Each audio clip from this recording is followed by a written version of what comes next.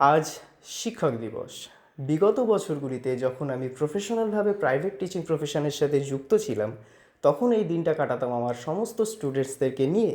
কিন্তু এখন যেহেতু এই প্রফেশনটা ছেড়ে দিয়েছি, তবুও এই দুই বান্ধব স্টুডেন্ট আমাকে বলছে, চলুন স্যার, আমরা তো আছি, আমরা ট্রিট দেবো, কী খাবেন বলুন। আর এরা হলো আমার সেই স্টুডেন্ট যারা পড়া পারুক না পারুক, আমার কাছ থেকে ট্রিট নিতে আর ট্রিট দিতেও কিন্তু এরা ভোলে না। চাঁদপাড়া গার্লস স্কুলের অপোজিটে সেই সূর্য ফাস্টফুড সেন্টারে গিয়ে আমরা প্রথমেই অর্ডার দিয়েছিলাম ধোসা আর দহি বড়া। ধোসা দেখে ছেলের রিয়াকশন। এরপরে আসছে অঙ্কনেরটা। অঙ্কনকে বললাম, ভাই পারবি তো খেতে? দেখুন রিয়াকশন। দেখা ওই দেখো, মানে সব খেতে পারবো।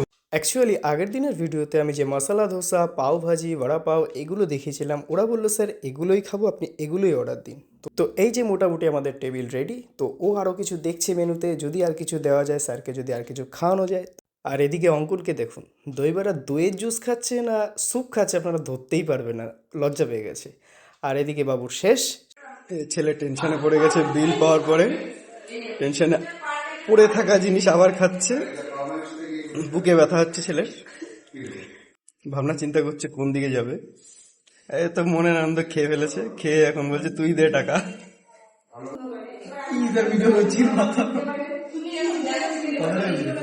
টেনশনে পড়ে গেছে ছেলেটা, টেনশনে পড়ে গেছে।